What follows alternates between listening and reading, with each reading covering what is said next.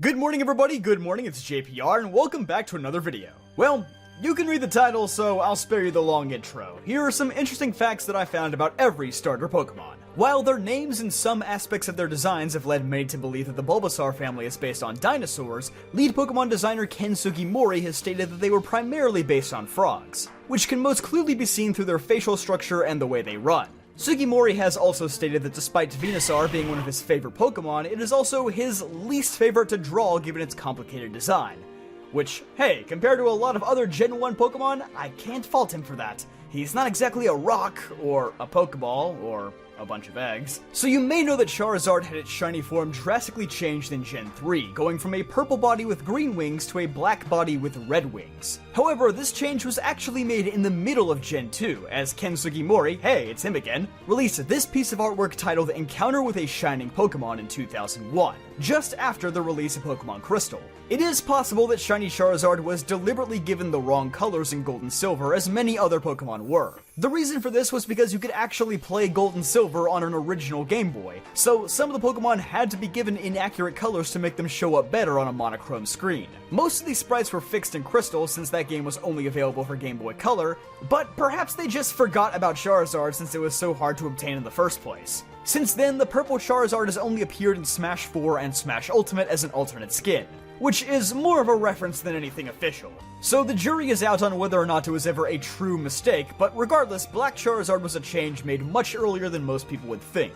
Concept art from 1990 reveals that Blastoise was one of the first Pokemon ever created, back when the series was known conceptually as capsule monsters. And while Charizard and Venusaur were actually designed first in their lines and the team worked backwards to create Charmander and Bulbasaur, Blastoise was originally its own Pokemon, unrelated to Squirtle and Wartortle, who originally had an entirely different evolution. This was revealed in the 2019 Gen 1 beta leaks. So if you've ever wondered why the shoulder cannons come out of left field, it's because they do. The Chikorita line's English names are nearly identical to their Japanese names, which also means they're the only starter Pokemon to not have their voices dubbed over in the English version of the anime.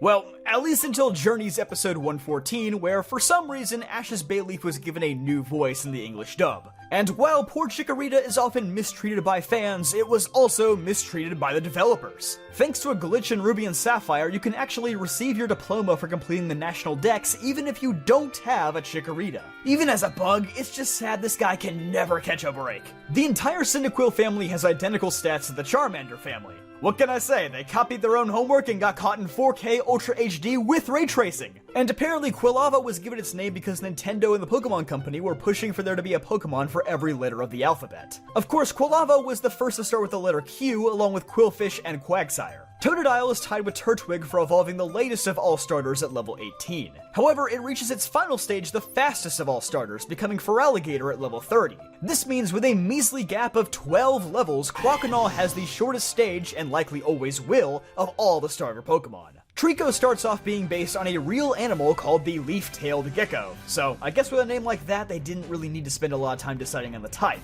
However, Grovyle and Sceptile become much more dinosaur-like, with the various leaves protruding from Grovyle's body being a direct reference to the plumage of various dinos. This is presumably the reason why Mega Sceptile also gains the dragon typing. Torchic is the only base form starter Pokemon to have a gender difference, with the males having a single black pixel placed on their, gluteal area, if you will.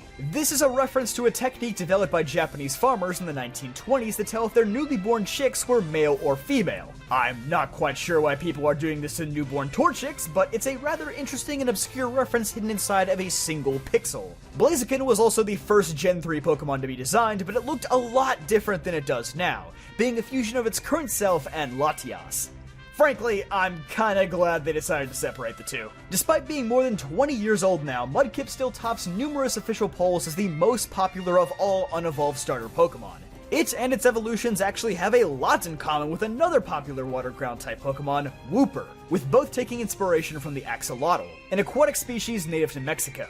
As you can clearly see, both Mudkip and Wooper share this creature's notable cheek feelers. And with a base stat total of 535, Swampert also edges many other starters by 1 point for the highest base stat total of them all. Turtwig and Grotle are the heaviest base and middle stages of any starter Pokemon, and as the continent Pokemon, Torterra was fittingly the heaviest final evolved starter for many years. That is until it was topped by one ghostly Croc Boy. But despite losing out on that title, Torterra still has one of the coolest inspirations of all time, being based on the mythical world turtle that carries the entire Earth on its back, which likely inspired the scene from Detective Pikachu with the massive Torterra guard. In Pokemon Diamond and Pearl, if for some reason that you're bad enough that the Wild Starly in the beginning of the game manages to get your starter Pokemon into the red HP, it will flee to let you continue the game. However, due to Chimchar's uniquely lower HP stat, there is a 1.56% chance that the Starly can bypass the red HP bar to KO your Chimchar and freeze your entire game,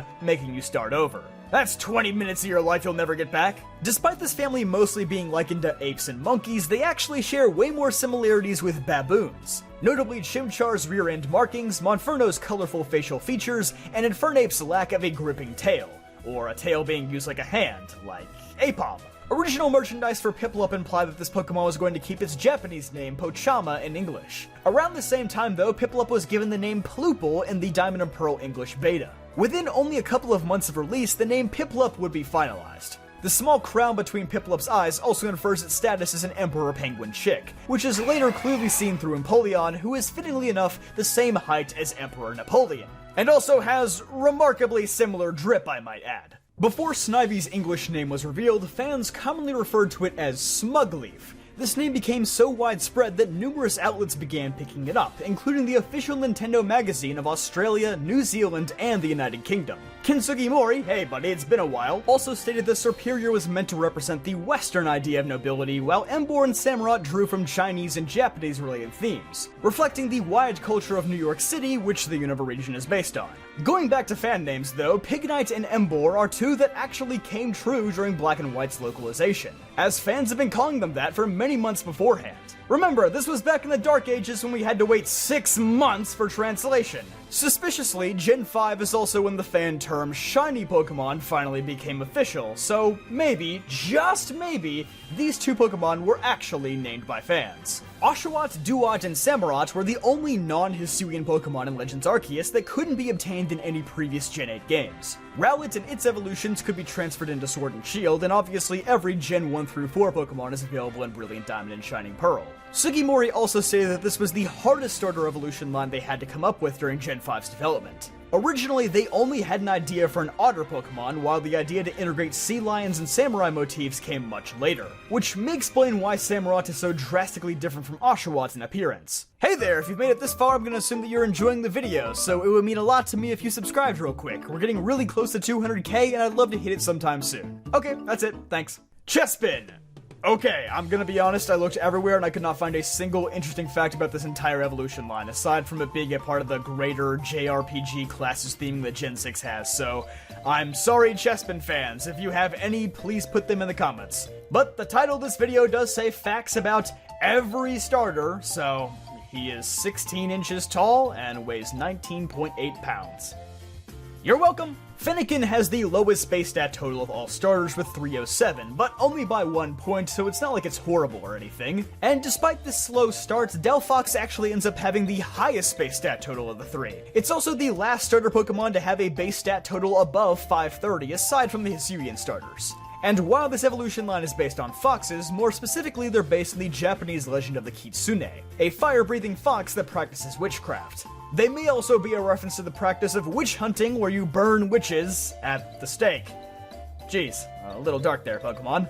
Greninja is the only starter Pokemon to have 2 signature moves at the same point in time, not counting Decidueye, whose signature moves are exclusive to different forms, having Water Shuriken and Mat Block in X and Y. However, Excelgor would later obtain Water Shuriken in the Hoenn remakes, and Throh would obtain Mat Block in Sun and Moon. Greninja has temporarily regained control of Water Shuriken in Gen 9, since Excelgor is not currently available. With Battle Bond, Greninja is also the only starter Pokemon to have an event-exclusive ability, and also the only starter Pokemon with 3 abilities in general, if Mega Evolutions aren't counted. Rowlet is the only starter Pokemon whose secondary type changes as it evolves, going from Flying to Ghost. Decidueye's Ghost typing is also a reference to the now extinct Stilt Owl, which was formerly native to the Hawaiian Islands. It is also a reference to the Hawaiian belief that gods or spirits disguise themselves as owls to visit people. The evolution line also contains a rather brilliant visual pun, as Rowlett's bow tie becomes a bow and arrow later on. The Litten evolution line has a similarly creative element to them, as all three of them bear the alchemical symbol for sulfur on their foreheads. Sulfur is of course a flammable chemical that Litten can be seen spitting in its concept art. Popplio is surprisingly the only Alolan starter who maintains its highest stat through all of its evolution stages, something that was the norm for every starter prior to Gen 7. Popplio starts and ends its evolution line with special attack being its highest stat, while Rowlett's HP ends up going to attack, and Litten's speed all but evaporates when it becomes Incineroar, just as a lot of Alolan Pokemon sadly do. Grookey took a whopping 46 episodes before it finally debuted in the anime, which is the world record by a long shot, since most starters all appear in the first couple episodes of their respective series. Basically, it took an entire year after Sword and Shield's release before we actually got to see Grookey in animated form. The musical components of its evolution line may be inspired by the belief that music makes plants grow faster, which is explicitly seen in Rillaboom's signature move, drum beating. Cinderace has the strongest signature move of all starters with a base 120 powered Pyro Ball. Additionally, Cinderace's hidden ability Libero, allowing you to change types, is a reference to the Libero position in soccer, a more fluid position that allows defenders to freely move between opponents. Maybe this one is common knowledge to most people, but I only watch NASCAR, the greatest sport on God's green earth, so this is news to me. Since all water-type starter Pokemon have the regional dex number of 007, this was likely part of the reasoning behind the James Bond elements of Intellion's design. James Bond is of course a character created by British author Ian Fleming, so with Galar being a British region, it fits quite well. Another overlooked aspect of Intellion's design is that it completes the types of entertainment theming that the Galar starters have, with Rillaboom being musical entertainment, Cinderace being sports entertainment, and Inteleon being film entertainment. Sprigatito's evolutions are primarily based on magicians and sleight of hand techniques, as seen through its yo-yo attacks and the disappearing flower bombs. But it also draws inspiration from everyone's favorite DreamWorks character, Puss in Boots. Or rather, the old fairy tales of this famous trickster cat.